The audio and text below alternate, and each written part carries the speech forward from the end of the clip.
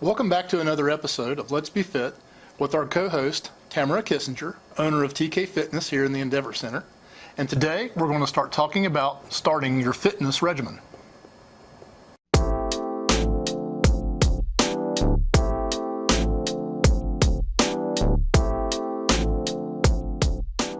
Welcome back to another episode of Let's Be Fit with our co-host, Tamara Kissinger, the owner of TK Fitness, located right here in the Endeavor Center in Piketon, Ohio.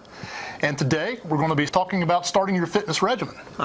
It's always that time of the year when everybody always wants to start a fitness regimen and get fit and kind of change their lifestyle and improve their health. Absolutely. All kinds of good reasons to do it, but there are a lot of folks out there that really want to try to get healthy for a multitude of reasons. Right. Obviously, being in the fitness business for a long time, you probably have three kinds of core customers. You have your new customers who are just starting their fitness journey. Yes. You have your intermittent customers who, maybe come once or twice a month. They kind of keep their foot in the gym door a little bit, kind of keep that membership going. And then you also have your full-time enthusiasts, the folks that are there, every day, like clockwork. Right. If they don't show up, something's wrong. Right. So, but today we're really wanting to talk about, those people that are new to the game. Okay. Ones that are getting started. And that's what we want to try to do, is help those folks out with some information about what they might expect whenever they start that fitness journey. Okay.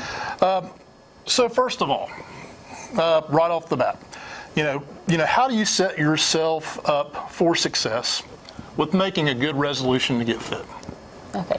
One of the first things I always tell people to do is to set a goal.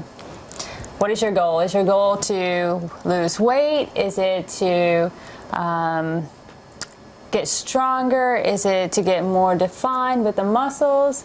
First, set that goal. Make sure it's reasonable and achievable. You can't say, I want to lose 20 pounds in a week.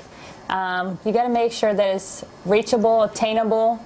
So first set that goal and decide what you want to do. Another thing I tell people is make your workout like an appointment. You schedule your doctor's appointments, you schedule your workout time like you would an appointment. Make sure that you can set that time, whether it's in the morning or in the evening, and that way you're setting up a routine. So those are some of the key things that you want to look for when you're setting up your time for the gym. Also, look for a gym that is closer to your house or your work. Okay. Those are the two biggest places we spend the most amount of time at, and we want to be able to make sure that we can fit it in our routine. So going to a gym that's 10, 15, 20 minutes from your house or your work will help you to obtain those goals, because you don't want to go way out of your way. Also, find a place that you like. Find a gym that's going to work for you and that's obtainable. They can help you with, if you have any questions, things like that, or if they have trainers available. So those are things that will help you as well. So now, we're always kind of driven by our devices. We keep that with us all the time. Probably a good idea to help schedule. Just go ahead and schedule some time blocks on there so you see those constant reminders. Right. I mean, your calendar's going to pop up and say, gym scheduled at this time. But you bring up a great point about the device, is that there's a lot of apps on there too that can help you in developing your workout routine and show you how to what exercise to do for each muscle.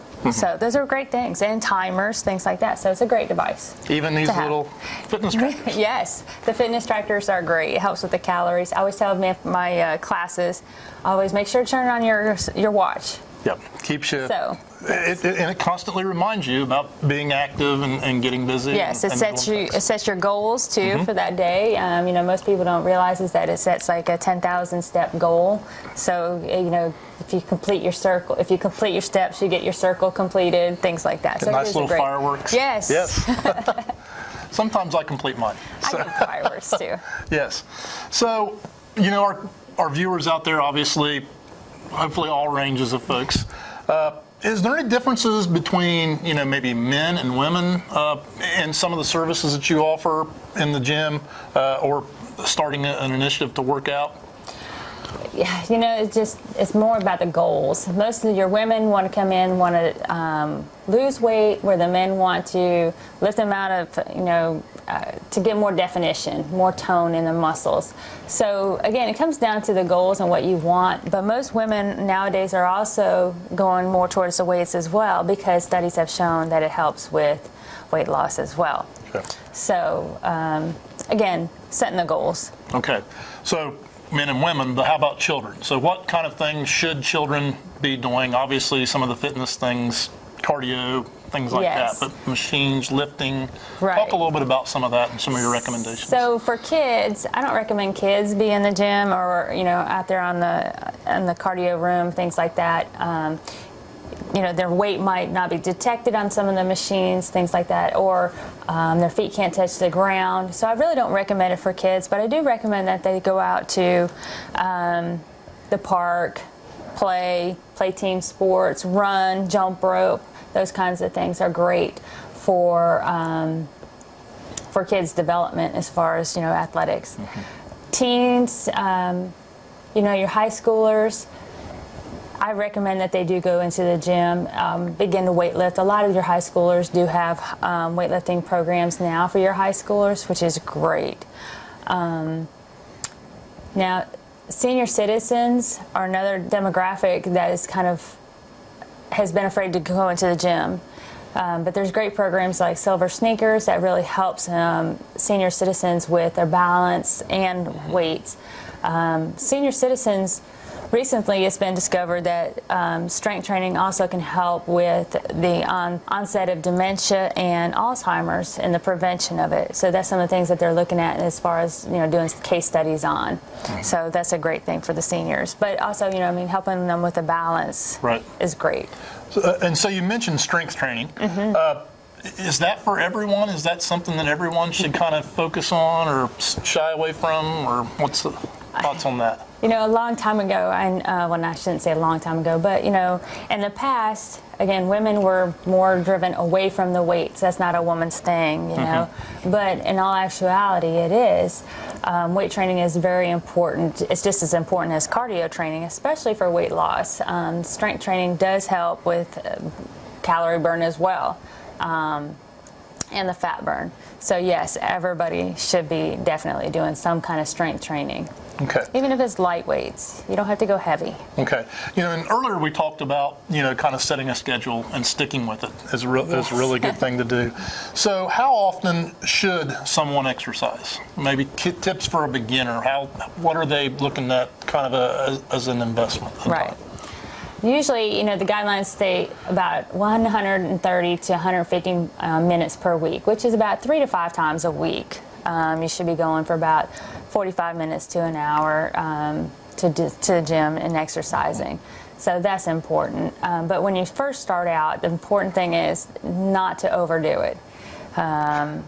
You want to come in there and you want to get a great start, which is great, but just don't overdo it. Don't go too fast on the treadmill, and don't overlift, don't go heavy. Make sure that you have the proper form.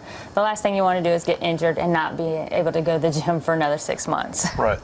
So when you're saying, if your general workout session is an hour long, Mm-hmm. Right. So we're talking about a blended set of activities. Right. So you're not just running for an hour, No. or you're not lifting No. weights for an hour. It's a combination Right. of lots of different things. Right. It's the whole thing. It's from your warm-up to the cool down and stretching.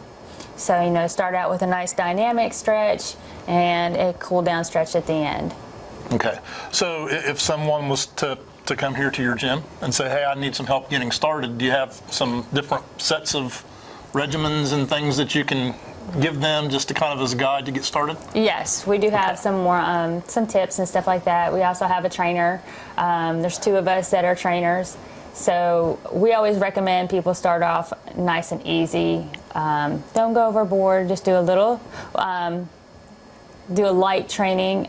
We have a TNT program is what we call it. It's tone and trim. So it is designed to trim you, lose some of that little fat, and then also to tone up the muscles. Okay. All right. Well, sounds like a great set of guidelines to kind of get started and kind of get your toes wet a little bit Right. working on this. So thanks for your time today and sharing these tips with the viewers. And we'll see you next time on Let's Be Fit, where we'll have some more great information for you.